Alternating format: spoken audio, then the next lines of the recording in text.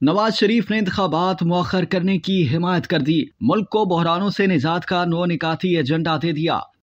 पाकिस्तान मुस्लिम league नून ने ढके छुपे अंदाज में पीडीएम के चीफ मौलाना फजलुर रहमान की जानिब से जनवरी के आखिरी हफ्ते में इंतखाबात को मौखर करने के मुतालबे की तौसीक कर दी है और कहा है कि मुल्क के मुख्तलिफ हिस्सों में आइंदा इंतखाबात कब होंगे इसका फैसला इलेक्शन कमीशन ऑफ पाकिस्तान करेगा। नवाज लीग के कायद ने दुबई एयरपोर्ट पर गुफ्तगू करते हुए पाकिस्तान लौटने से कबल कहा कि इलेक्शन कमीशन का फैसला हमारे लिए काबिल कबूल होगा। उन्होंने ये जवाब मौलाना फजलुर रहमान के इलेक्शन कमीशन से इंतखाबात मौखर करने के फैसले के जवाब में दिया। मौलाना ने मजीद कहा था कि इलेक्शन कमीशन को मजीद वक्त दिया जाना चाहिए ताकि वो नई हल्का बंदियां कर सके। नवाज शरीफ ने सवाल के जवाब में मौलाना के मुतालबे को यकसर मुस्तरद करने का ऑप्शन नहीं लिया। नवाज शरीफ ने याद दिलाया कि इलेक्शन कमीशन ऑफ पाकिस्तान इंतखाबात के हवाले से बेहतर फैसला कर सकता है। उन्होंने ये वाज़ेह किया कि इलेक्शन कमीशन ऑफ पाकिस्तान शफाफ तरीके से अपनी जिम्मेदारियां निभा रहा है। दिलचस्प अमर ये है कि पीपल्स पार्टी और पीटीआई मौलाना की इंतखाबात मौखर करने की तजवीज के खिलाफ है। पीटीआई के चेयरमैन इमरान खान को निशाना बनाते हुए उन्होंने एक मुस्कुराहट के साथ कहा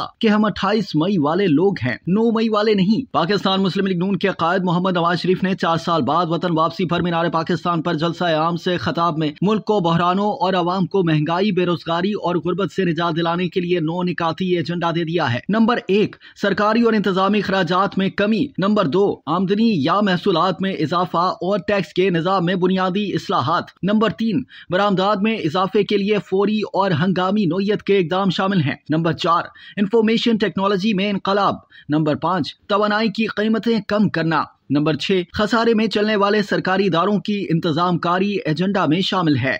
नंबर 7, नौजवानों और खवातीन के लिए रोजगार के मौके। नंबर 8, ज़राअत में जदीद टेक्नोलॉजी के जरिए इनकलाब। और नंबर 9, निज़ाम अदलो इंसाफ में इस्लाहात करना शामिल है। अब तक के लिए इतना ही। मजीद जानने के लिए सब्सक्राइब कीजिए डेली जंग यूट्यूब चैनल और लाइक कीजिए डेली जंग फेसबुक पेज।